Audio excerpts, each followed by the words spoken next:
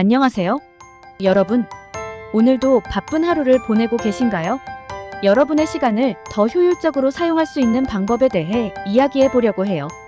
바로 생산성 향상에 대한 주제인데요. 누구나 할 일이 많지만 시간이 부족해서 고민할 때가 많잖아요. 오늘은 과학적으로 입증된 몇 가지 방법을 통해 생산성을 최대한 끌어올릴 수 있는 방법을 알려드릴 거예요. 이 영상 끝까지 보시면 분명히 여러분의 일상에 큰 도움이 될 거예요. 1. 집중력 높이기. 먼저 집중력에 대해 이야기해 볼까요? 우리는 종종 한 가지 일에 오랫동안 집중하는 것이 어려울 때가 많죠. 머릿속에 떠오르는 여러 가지 생각들이나 주변 환경이 자꾸 우리의 주의를 산만하게 만드니까요. 그렇다면 집중력을 높이는 첫 번째 방법은 바로 포모도로 기법입니다. 포모도로 기법이란 한 번에 25분씩 집중하고 그 다음에 5분간 짧은 휴식을 취하는 방법이에요. 25분 정도는 비교적 짧은 시간이라 누구나 집중할 수 있죠. 이 방식은 특히 짧게 집중하는 것이 효과적인 사람들에게 아주 잘 맞아요. 짧은 휴식을 통해 뇌를 재충전하면서 다시 다음 25분 동안 집중할 준비를 하는 거죠. 실제로 이 방법은 집중력뿐만 아니라 지루함을 덜어주고 업무의 몰입도를 높여줍니다. 단순한 업무든 창의적인 작업이든 중간중간 짧은 휴식을 취하는 것이 장기적으로 생산성을 높이는 데 매우 유리하답니다. 오늘부터 바로 시도해보세요. 2. 환경 최적화하기.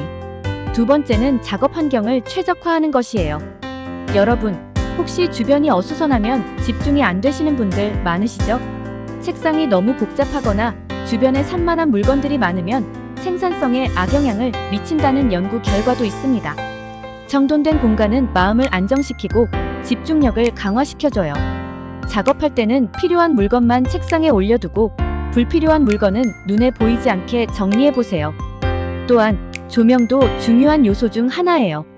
너무 어둡거나 밝은 조명은 오히려 집중을 방해할 수 있어요. 자연광이 들어오는 환경이 가장 좋지만 인공 조명이라도 밝기와 색상을 조절해 편안한 분위기를 조성하는 게 중요합니다. 이제 바로 책상 정리부터 시작해보세요. 3. 시간 관리 방법. 세 번째로는 시간 관리 방법에 대해 이야기해 볼게요. 우리는 종종 해야 할 일이 많아서 어디서부터 시작해야 할지 모를 때가 많아요. 이럴 때 유용한 방법이 바로 파레토 법칙 혹은 80대20 법칙이에요. 이는 여러분이 하루 중 20%의 중요한 일에 집중하면 나머지 80%의 결과가 나온다는 이론이죠. 그러니 먼저 오늘 해야 할 일들을 모두 적어본 후 가장 중요한 상위 20%의 일을 선정해보세요. 그런 다음 그 일부터 처리하는 거예요. 그 외의 일들은 후순위로 미뤄도 괜찮습니다. 이렇게 해야 중요한 일에 충분한 시간을 쏟을 수 있고 불필요한 작업에 시간 낭비를 줄일 수 있어요.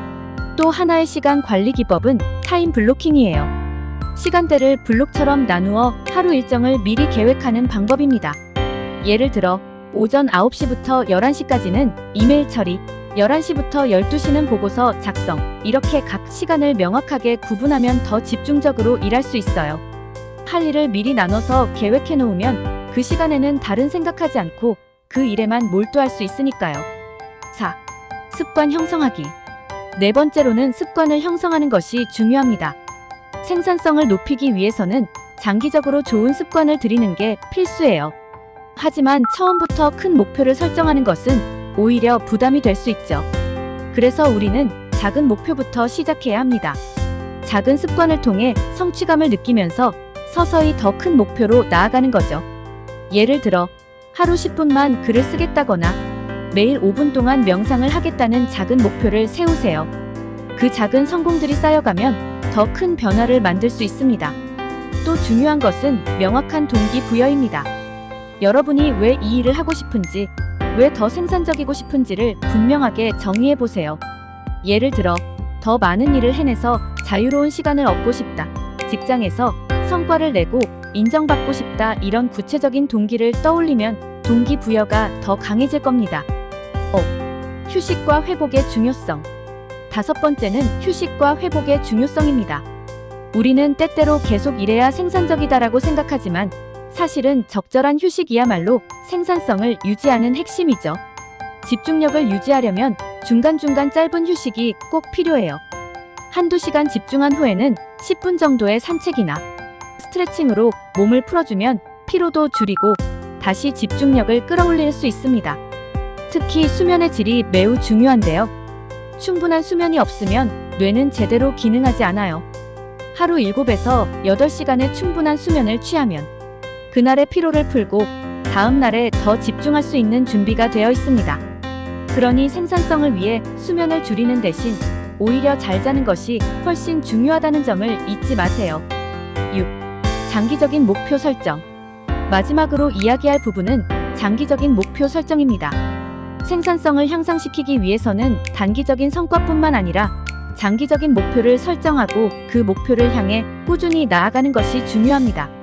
여러분이 1년 뒤 혹은 5년 뒤에 어떤 모습이 되어 있길 바라는지 그 비전을 구체적으로 상상해 보세요.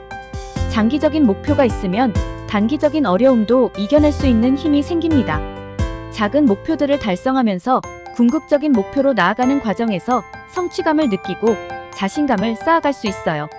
오늘은 생산성을 높일 수 있는 여러 가지 방법들을 소개해드렸어요. 이 방법들이 여러분의 일상의 작은 변화로 시작해서 큰 성과를 이루는데 도움이 되길 바랍니다. 여러분이 직접 이 팁들을 실천해 보시고 더 짧은 시간 안에 더 많은 성과를 내보세요. 결국 중요한 것은 꾸준히 실천하고 개선해 나가는 거니까요. 지금 바로 여러분의 책상을 정리하고 오늘의 할 일을 다시 한번 정리해 보는 건 어떨까요? 그럼 저는 다음 영상에서 또 만날게요. 영상이 도움이 되셨다면 구독과 좋아요로 응원해 주세요.